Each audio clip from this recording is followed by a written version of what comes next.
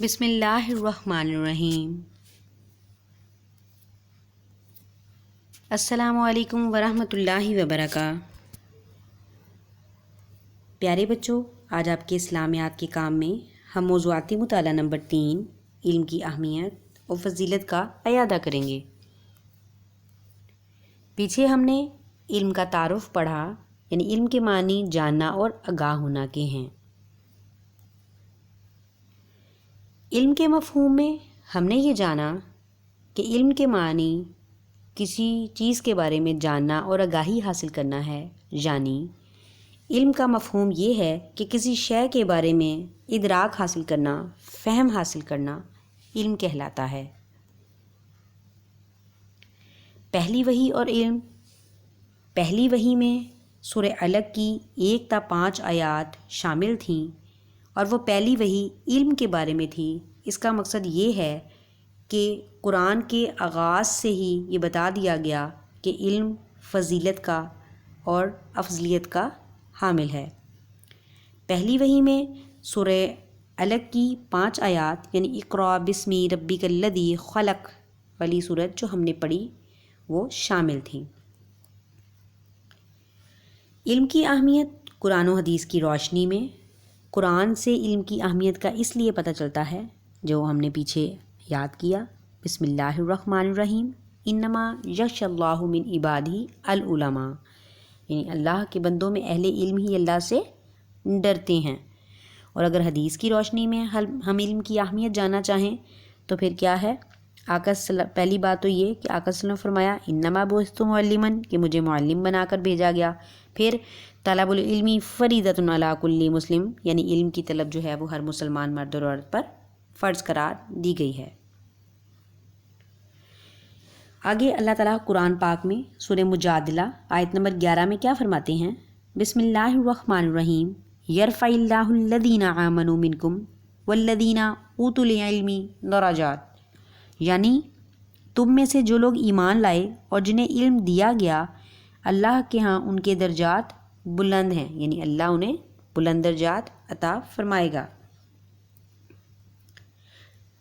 علم جنت کا راستہ ہے۔ علم نور ہے، یعنی العلم نور، علم نور ہے۔ علم حاصل کرنا ہر مسلمان مرد اور عورت پر فرض قرار دیا گیا۔ علم ایک ایسا خزانہ ہے جسے جتنا بھی خرچ کرو بڑھتا چلا جاتا ہے۔ نبی کریم صلی اللہ علیہ وآلہ وسلم اپنے علم میں اضافے کے لیے دعا فرمایا کرتے تھے، ربی زدنی علما، یعنی اے میرے رب میرے علم میں اضافہ فرما دیجیے۔ حصول علم فرض ہے۔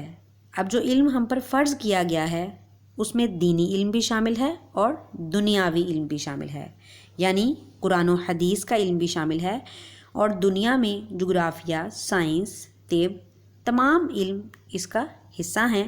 اور جب ہم دینی علم حاصل کرتے ہیں اور دنیاوی علم حاصل کرتے ہیں تو یہ دونوں علم ہمارے لیے نفع مند ہیں اور اجر کا باعث ہیں۔ دینی علم اور دنیاوی علم، دینی علم میں قرآن کا علم، فقہ کا علم، شریعت کا علم، اصول اور عدالات کا علم، یہ تمام علم جو ہیں وہ دینی علوم کے زمرے میں آتے ہیں۔ دنیاوی علوم میں دیکھیے اس میں جغرافیہ شامل ہے، طب شامل ہے، انجینئرنگ شامل ہے، حساب شامل ہے، اردو شامل ہے، انگلش شامل ہے، یعنی وہ تمام کتابیں جو ہم دنیاوی ترقی کے لیے پڑھتے ہیں یا اس کا علم حاصل کرتے ہیں، اس کا ادراک حاصل کرتے ہیں، وہ سب باتیں دنیاوی علم کا حصہ ہیں۔ اور دینی علم اور دنیاوی علم یہ دونوں حاصل کرنا ضروری ہیں کیونکہ یہ دونوں ہماری فلاح کے ضامن ہیں۔ قرآن اور سائنس دونوں کا آپس میں تعلق ہے، یعنی قرآن میں جو علوم موجود ہیں سائنس انہی علوم کا ثبوت دلیلوں سے پیش کرتی ہے۔ دین کا علم حاصل کرنے کی فضیلت کیا ہے؟ رسول اللہ صلی اللہ علیہ وسلم نے فرمایا وَمَنْ سَلَكَ طَرِيقًا یلتمس فیہ علما سہل اللہ لہ طریقا الی الجنہ، جو شخص علم کی جستجو میں کسی راہ کا مسافر ہوا، اللہ تعالیٰ اس کے لیے جنت کی راہ آسان کر دیتے ہیں۔ ٹھیک ہے بیٹا، یہاں پر میں نے آپ کے سامنے آپ کے پچھلے باب کا دوبارہ اعادہ کر دیا ہے۔ بیٹا دوبارہ اعادہ کروانے کا مقصد صرف یہی ہے کہ جو سبق آپ نے پیچھے اپنی PTB کی بک سے یاد کیا یا جو آپ نے اپنی ویڈیو لیکچر سے تیار کیا، آپ اس کو دوبارہ ایک دفعہ جائزہ لے سکیں، اور جائزہ لینے کے ساتھ دوبارہ سلائیڈ سے آپ لوگوں کے پاس بہت زیادہ جو ہے وہ احادیث جو ہیں اکٹھی ہو جائیں اور آپ انہیں اپنے سوالوں کا حصہ بنا سکیں۔ بیٹا آپ نے ایک کام کرنا ہے، آپ جب یہ سوال تیار کریں گے تو آپ ان کو لکھ کر بھی دیکھیں گے، اور وہ لکھ کر کام جو ہے وہ آپ نے اپنے کلاس والے گروپ میں اپنی ٹیچر کو سینڈ کرنا ہے، وہ انہیں چیک بھی کریں گی۔ اس کے بعد یہ میں نے آپ کے سامنے آپ کے کثیر الانتخابی بھی دکھا دیے ہیں، آپ باب کے اندر سے کثیر الانتخابی خود بھی نکالیں گے، ٹھیک ہے، اور آپ کے سامنے میں نے یہاں پر یہ کثیر الانتخابی دکھا بھی دیے ہیں، آپ ان کو بھی تیار کریں گے تاکہ آپ کا باب جو ہے نہ صرف آپ کے انشائیہ طرز کے لیے تیار ہو سکے بلکہ آپ کے مختصر کے لیے بھی تیار ہو سکے۔ حاصل بحث میں آپ پورا باب دیکھیں گے، اس کا اعادہ کریں گے۔ شکریہ، اللہ حافظ۔